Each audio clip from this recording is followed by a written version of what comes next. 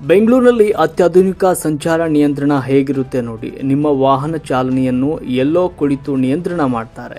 ತಪ್ಪು ಮಾಡಿದವರಿಗೆ ದಂಡ ಕೂಡ ಹಾಕ್ತಾರೆ. ನೋಡಿ, ಒಂದು ಇಬ್ರು ಹುಡುಗರು ವೈಟ್ ಹೆಲ್ಮೆಟ್ ಹಿಂದೆ ಬನ್ನಿ. ಡಿಒ ಗಾಡಿ ಡಿಬ್ರಾ ಕ್ರಾಸ್ ಮೇಲೆ ನಿಲ್ಸಿದ್ದೀರಾ ನೀವೇ.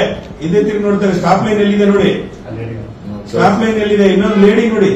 ಮೇಡಮ್ ಅವರೇ, ನೀವು ವೈಟ್ ಆಗ್ತೀವಾ? ಒಂದ್ ಸ್ವಲ್ಪ ನಿಂತ್ಕೊಂಡು ನೋಡಿ ಎಲ್ಲಿದ್ದೀರಿ ನೀವು. 500 ರೂಪೀಸ್ ಬಿದ್ದಿರುತ್ತೆ ನಿಮ್ಗೀಗ. ಪೊಲೀಸವ್ರು ಇಲ್ಲ, ಪೊಲೀಸವ್ರು ಫೋಟೋ ಹೊಡಿತಲ್ಲ ಅನ್ಕೊಂಬೇಡಿ.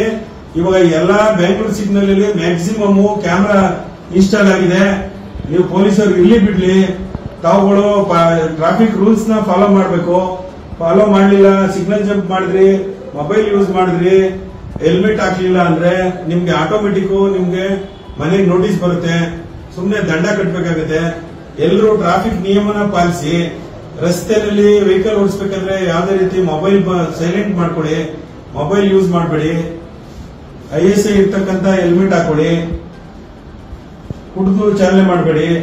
ನೋಡಿಯಪ್ಪ, ಈಗ ಗೂಡ್ಸ್ ಗಾಡಿ ಬಂದೆ, ನೀನು ಗೂಡ್ಸ್ ಗಾಡಿ ಬಂದು ಪೆಡೆಸ್ಟ್ರಿಯನ್ ಕ್ರಾಸ್ ಮಾಡೋದು ಕರೆಕ್ಟ್ ಆಗಿ ನಿಲ್ಸಿದ್ಯಾ?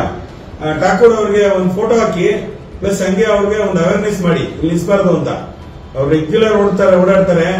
ಓನ್ ಯೂಸ್ ವೆಹಿಕಲ್ ಆದ್ರೆ ಅಪರೂಪಕ್ಕೆ ಬರ್ತಾರೆ ಅನ್ಬೋದು. ಅವ್ರಿಗೆ ಎಕ್ಸ್ಕ್ಯೂಸೇ ಇಲ್ಲ. ಅವ್ರಿಗೊಂದು ಫೋಟೋ ಹಾಕಿ ಹಂಗೆ ಗೂಡ್ಸ್ ಗಾಡಿಗೆ.